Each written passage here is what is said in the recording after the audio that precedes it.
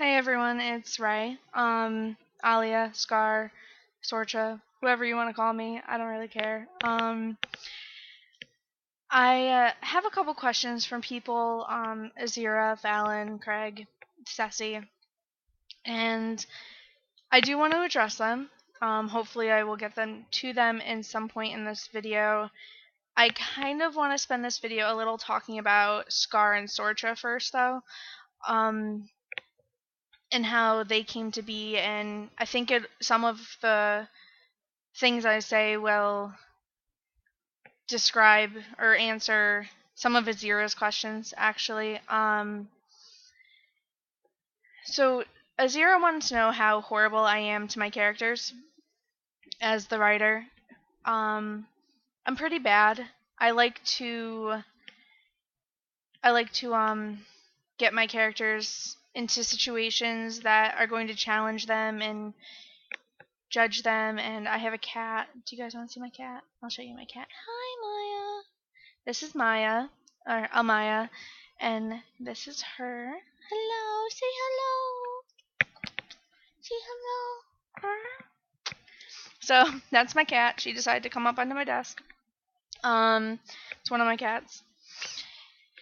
So if you see a tail or her head coming back into the screen, don't be alarmed. It's just her. I'm pretty mean. I have Sorcha's background is a bit twisted. I'm supposing I could have made it worse, but hi, hi, hi. I know. Sorcha's parents were very abusive to her. She never did anything right growing up. It was always about. I feel like the way I think of them in my head was they were very aggressive people, and so they took that out on Sorcha. And she grew up in Saliris. Her first half of her life, she was in Saliris, and then eventually, her parents and her moved over to Ravik. Not for long term or anything like that. They didn't stay very long. It was just to take care of some business that her parents had. And when they were about to leave Ravik, Sorcha escaped from her parents, and she decided to stay in Ravik. Now, being a Eupharian, she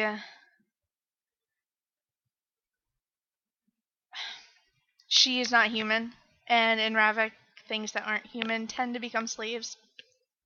So she became a slave, and her master was kind of a butt, and nothing really significant happened. I mean, typical horrible master kind of stuff.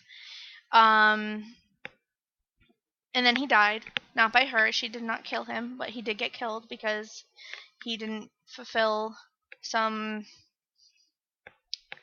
trade or something. I have it written down.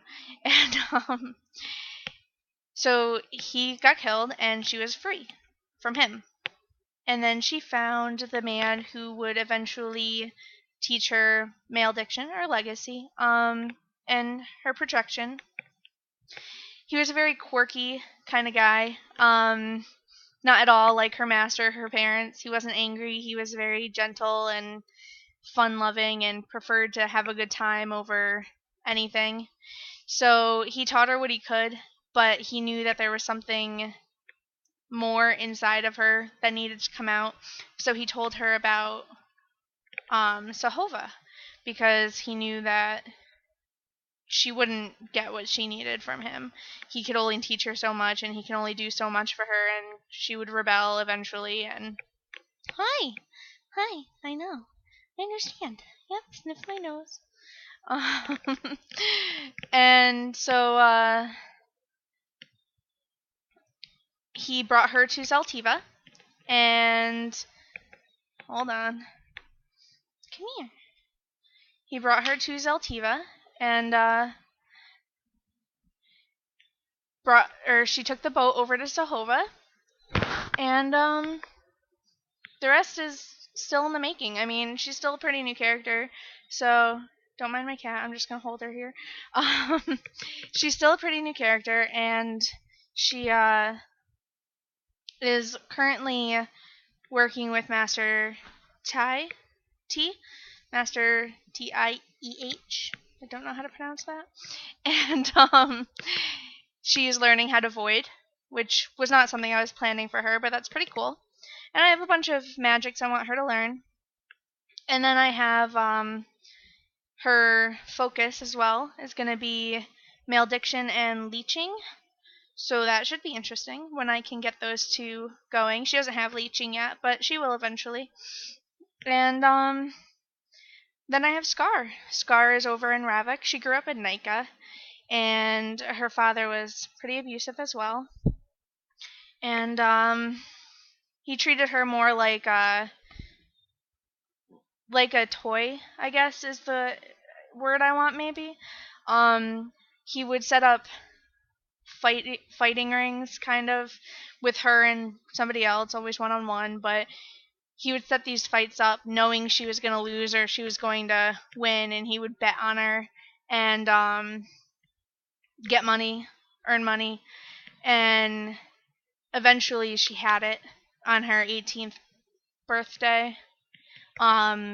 She had enough, and so she left her father. She finally discovered that her mother still lived in Nika. She didn't grow up with her mother, so she didn't really know her. Sorry, I have cat hair on my face now. And instead she went and found her mother on the other side of Nika, and small world, I know. And her mother was dying of some disease of some sort. I have it written down as well. And she tended to her mother for a little while, and not very long. It was maybe half season at most before her mother died. But in that time, her mother admitted to her that she had a sister, a half-sister, who was a Kelvic, and she admitted her horrible deeds of tossing her sister out on the streets, and that her sister had red hair like her, and that her sister was a wolf and was around 3 years old, give or take. But I mean, with Kelvics, that's not really conducive as to actually how old they look. So she told her all about this, and sorcha, or I'm sorry, Scar. I'm getting very distracted by my cat. Scar did everything she could to find Red in the she didn't know her sister's name because her mother didn't give her name. But she did everything she could to find Red in Nika. So when she couldn't find her, she figured that her sister either was dead or she moved on to another city, and that's what brought her to Ravik. And Red and her are meeting. I have a thread going on right now with her. We just started after our first meeting. This is their second time meeting, where Scar's kind of put together a few puzzle pieces. So she's going to go and hunt down Red and find out more information from her. And Scar, of course, is in the process of finding more work in Ravik because her money is going to be depleting if she doesn't. So that's where Venser comes in, after saving her from a big fat, oily, greasy, drunk guy that wanted to do things to her. I'm assuming if it went farther than it did. But Scar's fun. Scar has a lot of quirks to her. She is a very witty character in the sense that she will probably say whatever comes to mind, even if it means getting into more fights with somebody.